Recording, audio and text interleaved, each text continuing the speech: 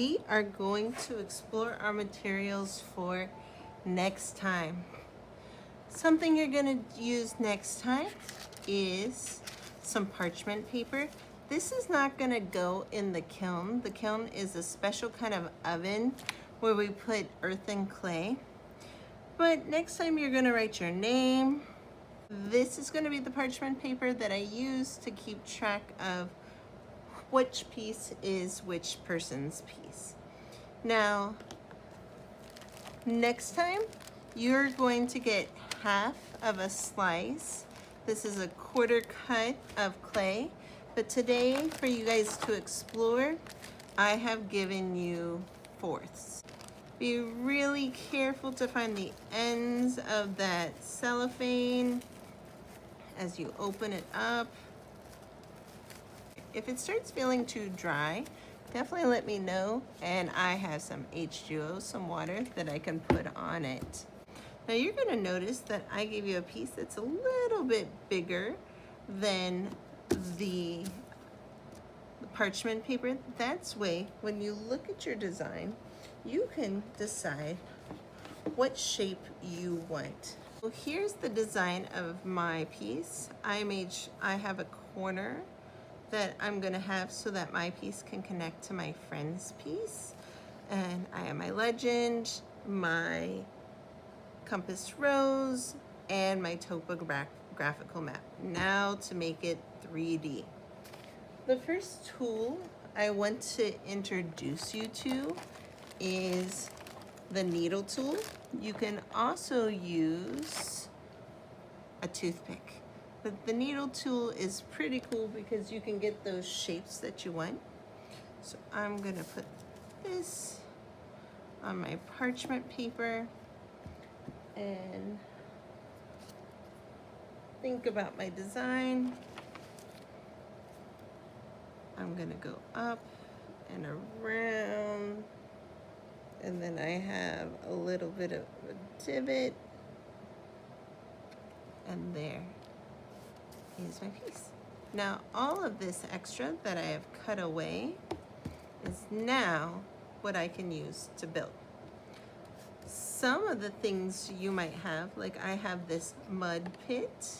Just use your beautiful little fingers to make those mud pits, or crevices or valleys, things like that.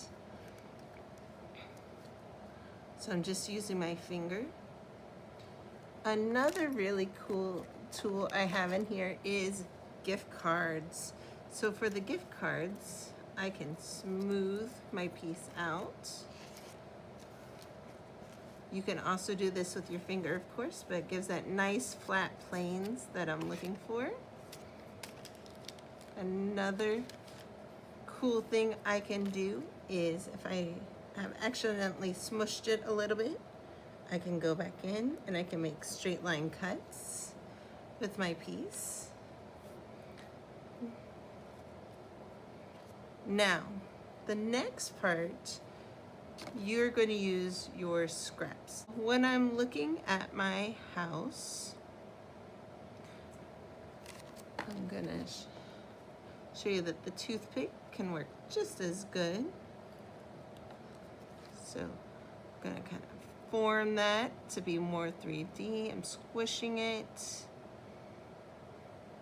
If you see that it starts to get dry, you can put a little squirt of water on your hands, or you can dip your fingers in water. One of my favorite tools is the scoring tool. So my house is gonna go right here on my map. Ooh, and I noticed some little cracks, so I'm gonna use my credit card as I do that. And I'm going to do what's called scoring it. You do not need a scoring tool. You can also use that toothpick if you don't want to wait for your friend to score at the bottom. It has a strong smell, so don't put your nose in it. And then you can use the paintbrush, or you can use your finger to Put the vinegar on there. Now count to 20.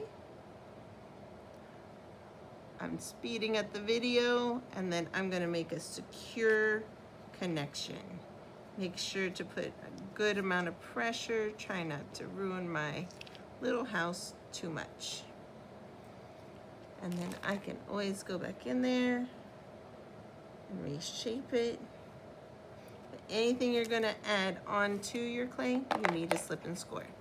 Now the cool thing about this paintbrush is if there's anything messy, you can go and just wipe it away with that paintbrush. All right, same thing for my trees.